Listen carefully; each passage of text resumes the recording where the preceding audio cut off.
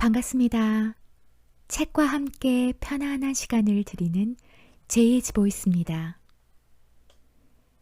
오늘 읽어드릴 책은 맥시멀리스트 세상에서 미니멀리스트로 살아남는 법, 이용준 작가님의 어느 미니멀리스트의 고민입니다.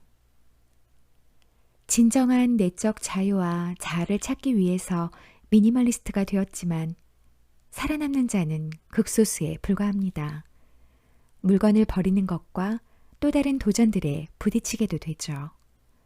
달콤한 소비의 유혹에 넘어가기도 하고 상대하기 벅찬 맥시멀리스트를 만나기도 합니다.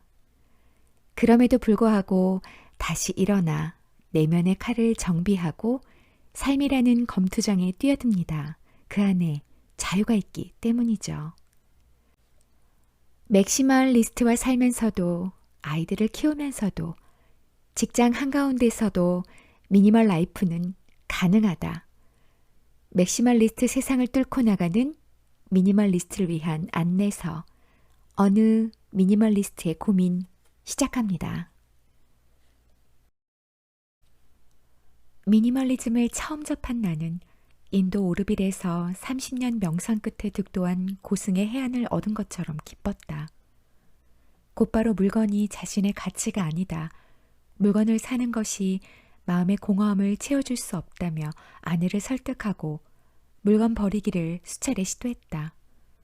하지만 안 돼 라는 호통에 나의 신념은 곧잘 무너져 내렸다. 때때로 그래도 나는 버린다 라고 속으로 외치며 아내 몰래 아이들 장난감과 쓰지 않는 식기구를 버리는 외롭고 조용한 투쟁을 계속했다. 뒤늦게 발각되면 신념을 묵살당한 채 이기주의자 취급도 받았다. 무정한 아비, 고집센 남편이라는 소리도 들었다. 그럴 때면 내 영혼의 스승 체게바라 선생님의 가르침을 되새겼다. 무언가를 위해 목숨을 버릴 각오가 되어 있지 않는 한 그것이 삶의 목표라는 어떤 확신도 가질 수 없다. 그래, 신념을 위해 이 정도 고통쯤은 감내해야 한다. 사서오경에도 가정을 세워야 나라를 세운다고 하지 않았나. 나의 희생으로 먼저 이 가정을 세우리라 다짐했다. 나의 희생이 밑거름이 되어 언젠가 꽃필 날이 오리라 생각했다. 하지만 시간이 흘러도 그날은 오지 않았다. 버렸다가 혼났다가 버렸다가 싸웠다가를 반복할 뿐이었다. 여기까지는 내가 미니멀리즘을 처음 접하고 1년간 겪었던 일이다. 나는 이 단계를 미니멀리스트의 제1단계 수준이라고 정의한다. 미니멀리스트의 제1단계 수준은 새로운 가치를 발견하고 버림의 미학에 첫눈을 뜨는 단계다. 말 그대로 초등 수준의 미니멀리스트다. 특징은 이러하다. 첫째, 뭐든지 버리려고 한다. 둘째, 미니멀리스트의 진정한 가치를 혼돈한다. 셋째, 맥시멀리스트에 대한 강한 거부감을 보인다. 무엇을 소유하고 있는지 보면 그 사람이 어떤 사람인지 알 수 있다. 소유하고 있는 물건에는 그 사람의 가치와 내면이 깃들어 있기 때문이다. 제1단계 수준의 미니멀리스트는 맥시멀리스트가 물건으로 자신의 가치를 증명해 보이려고 하듯이 버림으로써 자신의 가치를 증명하고자 한다. 이것이 초등 수준일 수밖에 없는 이유는 버리는 행위 자체가 자신이 추구하는 가치를 알리는 가장 쉽고 편안한 방법이기 때문이다. 이 단계에서는 버리는 것과 무소유가 곧 미니멀리즘이라는 착각에 종종 빠진다. 가시적으로 드러나는 텅 빈 공간을 통해 자신을 인정받고 싶은 것이다. 인터넷 미니멀리스트 커뮤니티에 가면 물건 버리기 게임을 하는 사람들을 흔히 볼 수 있다. 하루에 1개씩 버리기, 하루에 10개씩 버리기 같은 게임을 하며 비워져가는 자신의 방을 공개한다. 이것 봐, 아무것도 없지? 내가 더 많이 버렸지? 경쟁하듯 더욱 많이 비우고 더욱 많이 버려야 한다. 물론 미니멀리스트들은 많은 물건을 소유하지 않는다. 이는 소중한 것에 집중하기 위해 필요 없는 물건을 버린다는 신념 때문이다. 하지만 무의미한 버리기 경쟁은 무소유가 곧 미니멀리즘이라는 왜곡된 가치의 전도를 낳기도 한다. 제1단계 수준 미니멀리스트의 또 다른 특징이자 특히 경계해야 할 증상은 바로 맥시멀리스트에 대한 거부감이다. 난 무엇이 정말로 중요한지 아는 사람이야. 소유욕이 강한 너희와는 차원이 다르지. 미니멀리즘을 처음 접하고 물건을 버리기 시작하면 자연스럽게 자신이 가치 우위에 있다는 자만을 보이는 동시에 사람들을 정죄하기 시작한다. 내가 아내의 말을 무시하고 물건을 갖다 버리며 승리감을 느끼고 자랑했듯이 말이다. 가족이 중요하게 생각하는 가치를 무시하고 끊임없이 다투기만 한다면 미니멀리스트라는 타이틀을 내려놓는 게 맞다. 미니멀리스트의 궁극적 목적은 행복이라는 절대 가치 아래 있기 때문이다. 맥시멀리스트들과 함께 살면서 물건을 모두 버릴 수는 없지만 이것이 미니멀리스트의 실패를 의미하진 않는다. 미니멀 라이프의 핵심은 물건의 가짓수를 줄이려고 노력하는 것이 아니라 가족의 의견을 존중하고 배려해 함께 행복해지는 데 있다.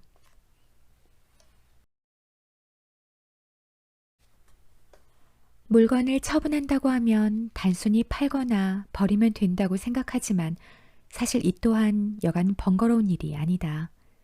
특히 분리배출 제도가 워낙 철저히 시행되는 요즘에는 정해진 요일에만 분리수거가 가능하고 심지어 물건 버리는데 돈까지 든다. 가히 분리수거 세대라 할 만하다. 우리 동네는 매주 화요일 저녁에서 수요일 아침까지만 분리수거가 가능하다. 나는 내 물건조차 마음대로 버리지 못하는 상황에 격분해서 365일 24시간 내내 쓰레기 분리수거가 가능한 동네를 찾아다녔다.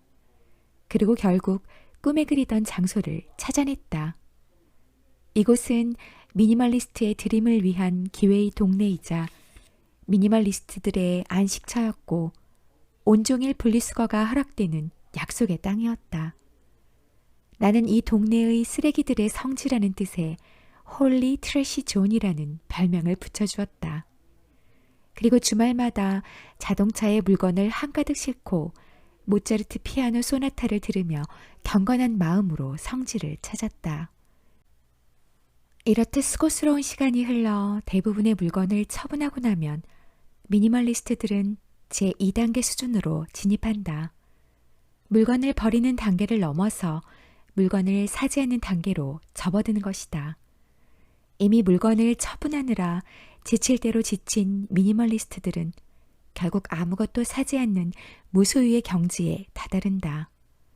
그 사이에 잠깐 물건 요요 현상을 경험하기도 한다. 물건을 샀다가 처분했다가를 반복하는 것이다. 하지만 결국엔 최적의 물건 개수를 찾아내어 안정화 단계에 진입하는데 이것이 제2단계의 시작이다. 미니멀리스트 제2단계의 증상은 이러하다. 첫째, 물건을 사지 않는다. 둘째, 물건에 대한 두려움이 생긴다. 셋째, 남이 물건 사는 것도 싫어진다. 즉, 물건이라는 것에 대한 반응이 상당히 예민해진다. 자신은 이제 더 이상 물건을 사지 않으니 괜찮다. 하지만 문제는 다른 사람이 물건을 사는 것도 심각하게 꺼려진다는 것이다. 내 경우에는 아내가 뭔가를 산다고 하면 일시적으로 극도의 스트레스 상태가 되고 트라이아이오도티로닌, 글루카론, 인슐린, 에스트로겐 같은 호르몬들이 한 번에 솟구쳐 머리에서 폭발하는 느낌이 들었다. 과학적 근거가 전혀 없는 문학적 수사이다. 특히 아내가 가구를 사겠다고 하면 모공이 열리고 한기가 느껴지면서 소름이 끼쳤다. 거대한 공룡 같은 녀석이 방 안에 한번 들어오고 나면 두 번 다시 그곳에서 꺼낼 방도가 없다는 것을 알기 때문이다. 제 아무리 새끼 공룡 같은 가구여도 물건을 먹고 자라나는 녀석들은 시간이 지나면 너무나 비대해져서 결국 통제의 범위를 벗어나고 온 집안을 혼돈의 도가니로 만든다. 다음은 내가 아마겟돈 수준의 부부싸움을 하기 직전에 일어난 대화들이다. 아이들 책장을 새로 바꿔야겠어. 왜? 책장 멀쩡하잖아. 책이 많아서 애들이 혼자 정리하기 힘들어. 요즘에 애들이 사용하는 책장이 따로 나와. 그럼 책을 버리면 되잖아. 막내도 나중에 읽을 책들이야. 또 사려면 돈 들어. 안 돼. 집이 좁아서 불편해. 이 대화 이후 헬게이트가 열리는 것을 체험한다. 욕조를 사야겠어.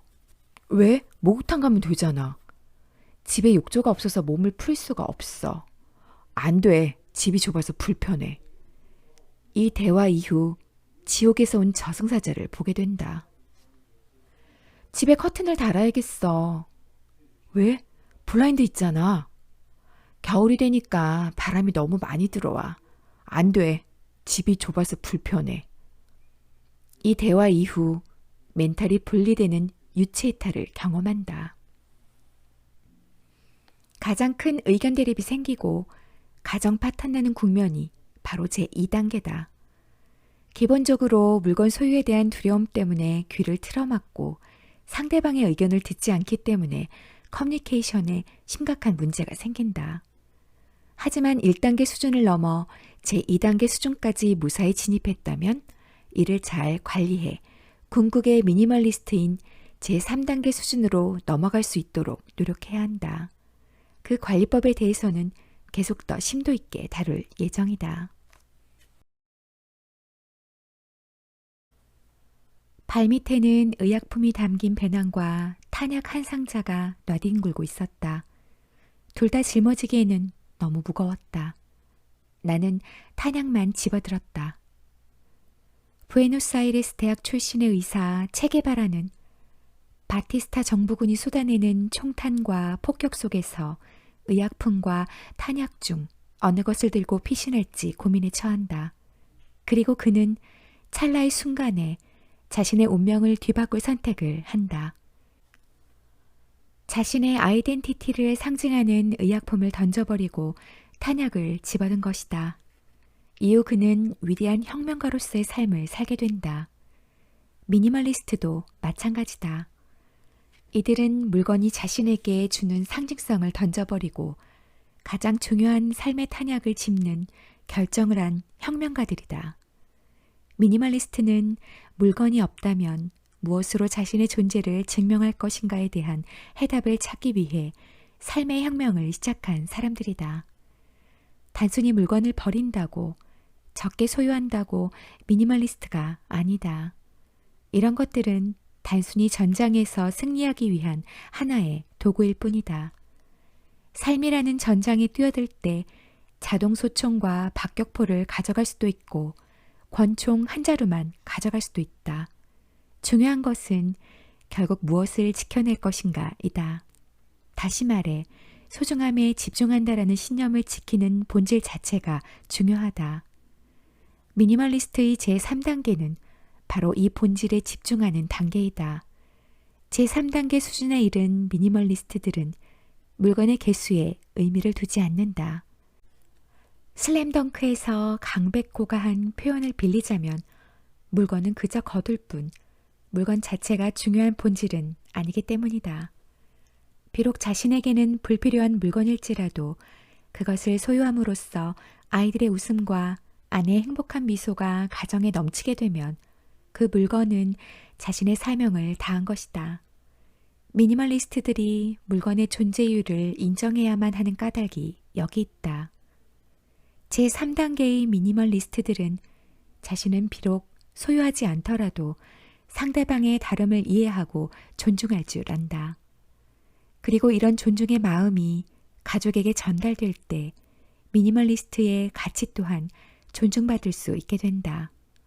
하지만 제2단계에서 제3단계로 넘어가기란 마치 안나푸르나 베이스 캠프에서 히말라야 촐라체 1500m 수직벽을 오르는 여정만큼이나 어렵다.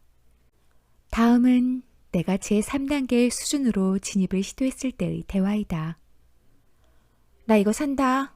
요즘 신을 신발이 없어서. 4. 행복은 가까이에 있다. 나 이거 산다.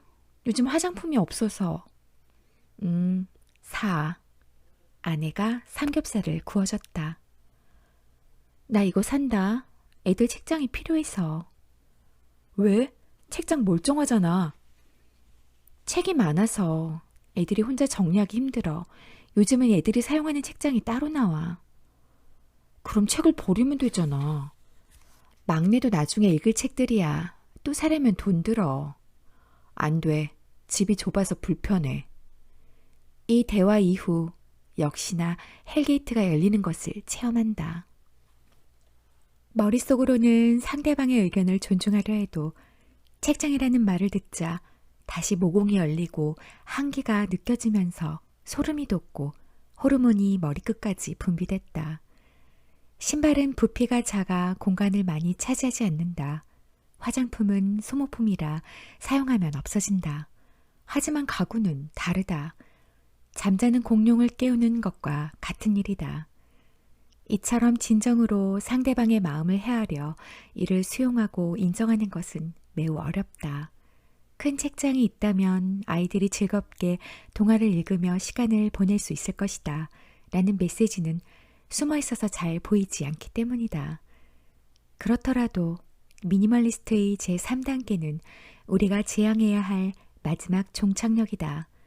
소중한 사람들을 소중히 여기는 것이 물건의 가치로 비교할 수 없는 미니멀리스트의 시작임을 기억하자.